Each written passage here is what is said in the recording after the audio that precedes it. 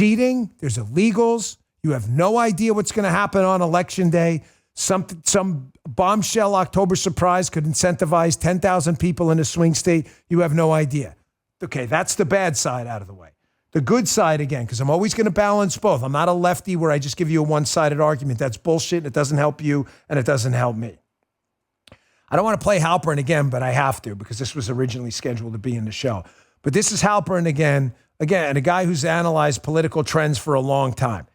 He's following the early voting numbers. Folks, this is a big if, caveat emptor, buyer beware. If the vote early numbers hold and you keep doing what you know you've got to do, voting early, in person, bringing 10 people, 10 minimum, no excuses, 10. It's going to be an early election night. That's a big if, because there's not going to be enough numbers between the early voting Republicans that show up and the exit polling for them to steal it. There's just not going to be a way. There's no way exit polling in this, they're going to have the numbers to steal it. Listen to Halpern on how bad the early voting numbers are for the Democrats. The Democrats.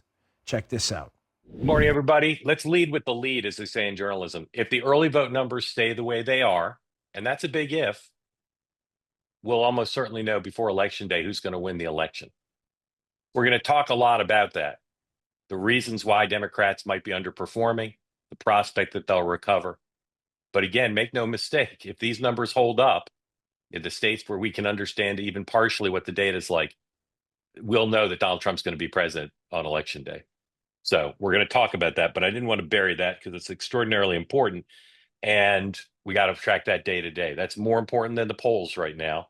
It's more important than almost anything because it's giving us insight into a variety of factors that are accounting for a Republican overperformance by various metrics in the early voting in the battleground state.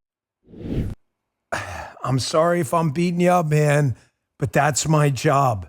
Win at all costs right now. Only one ass is going in that seat in the Oval Office, and we cannot lose. If you continue this pattern, the Democrats, you heard Halpern say, this is all this guy does. I'm not a political science guy. I'm an opinion guy. I like to think in ideology, advanced conservatism, liberty and freedom, whatever. Who cares? Who gives a shit? I'm just telling you, this guy analyzes the numbers. He's like a Bill Hemmer type on Fox. It's what they do.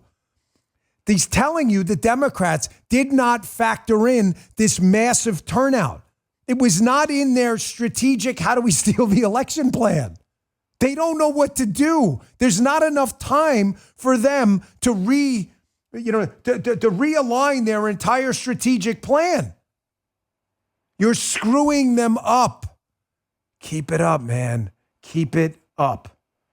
All right, I'm going to take a quick break, and I want to show you why. A long time ago, and if you P1 listeners out there,